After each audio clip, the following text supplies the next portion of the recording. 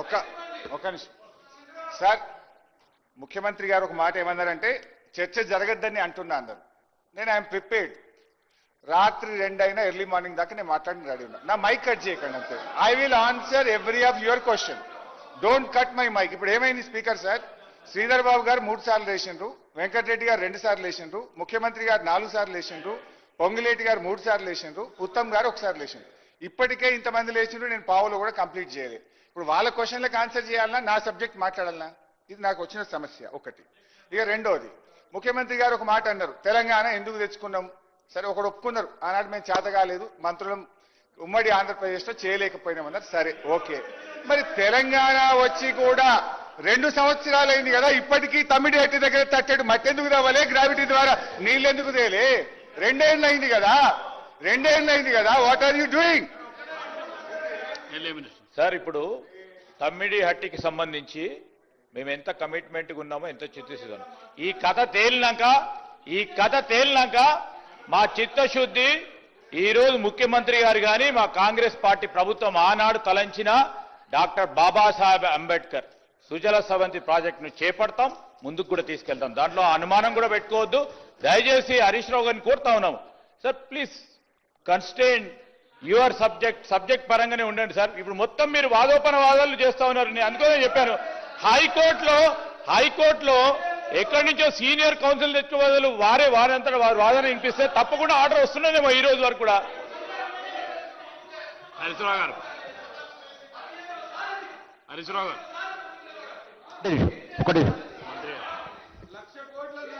అధ్యక్ష, నేను ఒకటే గౌరవ సభ్యులు హరీష్ రావు గారిని ఒక విషయం అడుగుతా ఉన్నా. నేను సిడబ్ల్యూసీఆర్ అకౌంట్స్ లెక్కలు పోవట్లేదు. నాకున్నటువంటి అవగాహన మేరకు ఇది గోదావరి మెయిన్ స్ట్రీమ్, ఇక ప్రాణహిత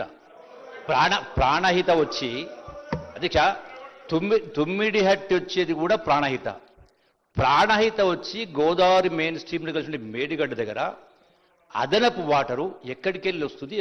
ఏదైనా ఉపనది దానికి కలుస్తూ ఉందా? వస్తే ఎంత వస్తుంది?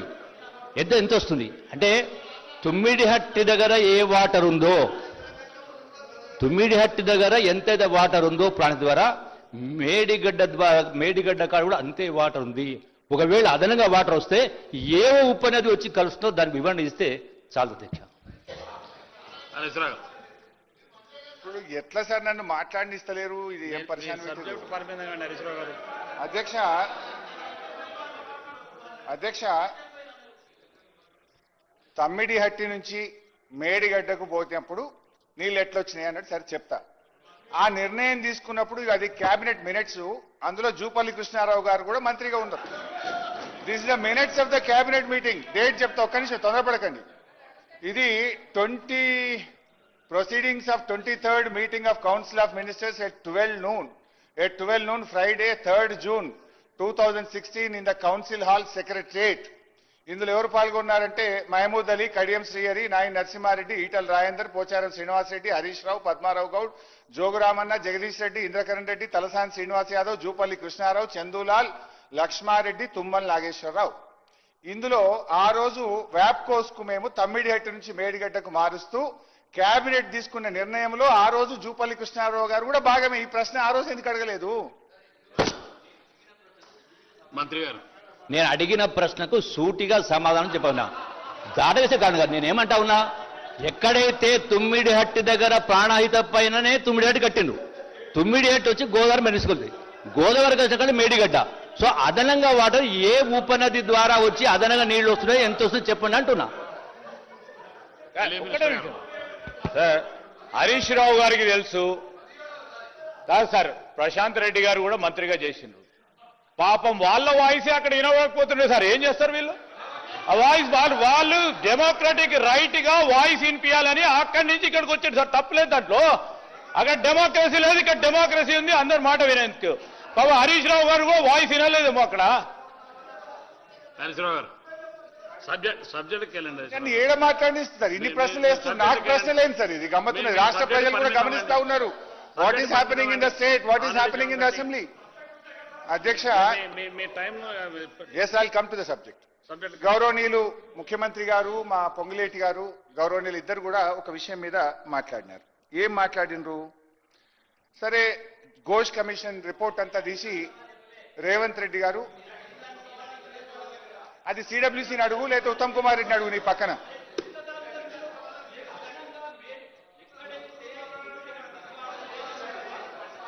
మేడిగడ్డ ద్వారా మేడిగడ్డ ఎక్కడికి వచ్చింది, ఎంత వాటర్ వస్తుంది, ఏ ఉపయోగం ఉందో చెప్పండి అంటున్నా.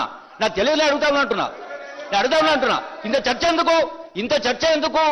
అదనంగా వాటర్ వచ్చింది కాబట్టి మేము మేడిగడ్డ కట్టినా మీరు అంటా ఉన్నారు. ఆ మేడిగడ్డకు ఏ ఉపనది వచ్చి కలిసింది? ప్రాణహిత కింద ఏ ఉపనది లేదు. మేడిగడ్డ కాడ ఎంత వాటర్ ఉందో తుమ్మిడిహట్టి కాడ అంతే వాటర్ ఉందో వాదన కాదనేటో చెప్పండి అంటున్నా. మంత్రి గారు ఇందాక వ్యాప్కోస్ ఇచ్చిన దాని మీద అధ్యక్ష, వ్యాప్కోస్ ఇచ్చిన దాని మీద మాజీ మంత్రి వర్యులు చెప్పారు కదా, ఇప్పుడే నాకు రిపోర్ట్ వచ్చింది అధ్యక్ష. వ్యాప్కోస్ రిపోర్టు అంటే వ్యాప్కోస్ డిపిఆర్ ఎప్పుడు ఇచ్చిందంటే 17/2/2016 నాడు డిపిఆర్ ఇచ్చింది అధ్యక్ష. 17/2/2016 నాడు వ్యాప్కోస్ రిపోర్ట్ ఇచ్చింది అధ్యక్ష. డిపిఆర్ శాంక్షన్ 1/3/2016 కరెక్ట్ గా 12 రోజుల్లో వ్యాప్కోస్ ఇచ్చిన రిపోర్టుని 12 రోజుల్లో డిపిఆర్ అప్రూవ్ చేసుకుని టెండర్ కాల్పాటు చేశారు అధ్యక్ష. 8 నెలలు ఆడు ఓపిక పట్టారట. ఇన్ని ఏదైతే 1,47,000 కోట్ల ప్రాజెక్టుని 11 రోజుల్లో డిపిఆర్ అప్రూవ్ చేసుకున్నారు అధ్యక్ష. నరేశ్వరరావు సార్, గౌరవనీయులు మీ సభ్యుడు చెప్తాను. హరీష్ గారు మీ సభ్యుడు చెప్తాను. గౌరవనీయులు జూపల్లి కృష్ణారావు గారు, మీకు ఇస్తారు. నీళ్ళు ఎట్లొచ్చినాయి మేడిగడ్డ దగ్గర, నీళ్ళు ఎట్లొచ్చినాయి మేడిగడ్డ దగ్గర అని జూపల్లి కృష్ణారావు గారు నన్ను ప్రశ్న అడిగారు. పంపిస్తున్నా అధ్యక్ష. Detailed project report Kaleshwaram project central water commission Medigadda దగ్గర, ఇది డేటు 12/9/2017.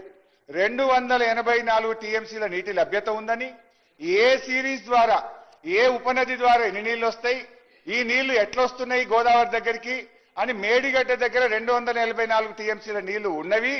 ఈ నీళ్లు ఎక్కడెక్కడి నుంచి వస్తాయి, ఎట్లెట్లా యాడ్ అవుతాయి, ప్రాణహిత నుంచి ఎంత, వెనుగంగ నుంచి ఎంత, పెనుగంగ నుంచి ఎంత, మరి తమ్మిడిహట్టి నుంచి మేడిగడ్డ మధ్యలో ఎంత ప్రాంతం క్యాచ్మెంట్ ఉంది, దాని నుంచి ఎన్ని నీళ్లు వస్తాయి, మొత్తంగా 244 ఉందని సెంట్రల్ వాటర్ కమిషన్ ఇచ్చిన రిపోర్ట్ ను చదువుకోమని మీ ద్వారా ఇది స్పీకర్ గారి ద్వారా మంత్రి గారికి అధ్యక్ష, నా క్వశ్చన్ వెరీ సింపుల్.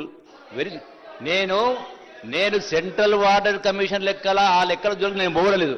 సింపుల్ గా ఇక్కడ తుమ్మిడిహెడ్డి ప్రాణహిత వచ్చి ఇక్కడ కలుస్తా ఉంది మేడిగడ్డ దగ్గర. ఈ లెంత్ అనేది it is hardly not even 30-40 kilometres. ఏ ఒక్క ఉపనది వచ్చి కూడా ఇందులో కలవడం లేదు. ఎక్కడికెళ్ళి నీళ్లు వస్తాయి పైకి వెళ్ళి? అసలు పాయింట్ సమాజం చెప్పంటున్నా.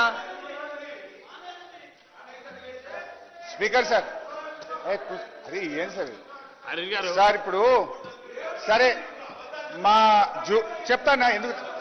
జూపల్లి కృష్ణారావు గారు సార్, జూపల్లి కృష్ణారావు గారు సార్ సార్ సార్ సార్ కూర్చో. హరీష్ రావు మాట్లాడు. ఒక్క నిమిషం అధ్యక్ష అధ్యక్ష అధ్యక్ష అధ్యక్ష మంత్రి గారు ఇచ్చిన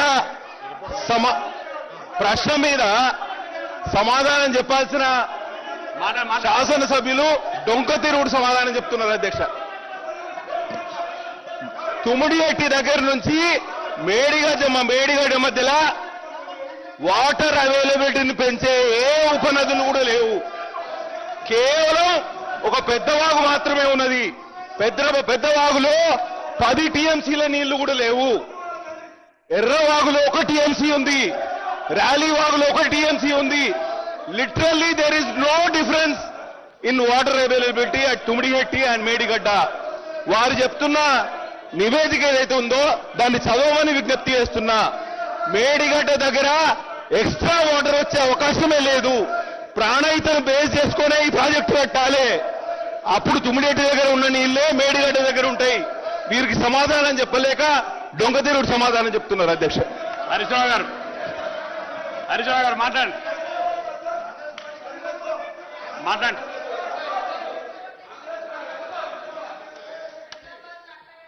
సార్ మాట్లాడతారు సార్. ఒకటి సార్, మీరు కూడా సభా సాంప్రదాయాన్ని గమనించాలి. ఒక సభ్యుడు మాట్లాడుతుంటే ఇంత డిస్టర్బెన్స్ ఉంటే కష్టము. ఎప్పుడైనా ఎప్పుడైనా ఎప్పుడైనా ఒక మంత్రి ఇంటర్వ్యూ అవుతారు కానీ ఇంకో పార్టీ ఇంటర్వ్యూ అయ్యే కొత్త సాంప్రదాయాన్ని సభలో తెచ్చారు. I'm sorry. ఇకపోతే అధ్యక్ష, yes I will tell everything sir, don't worry sir, I have answer for everything. సరే, జూపల్లి కృష్ణారావు గారికి చెప్తా, తర్వాత సీఎం గారికి చెప్తా, తర్వాత పొంగులేటి చెప్తా. అధ్యక్ష, జూపల్లి గారు ఏమన్నారు, ఎట్లా వచ్చినాయి నీళ్లు అన్నారు అంటూ ఒక మాట. ఏమండి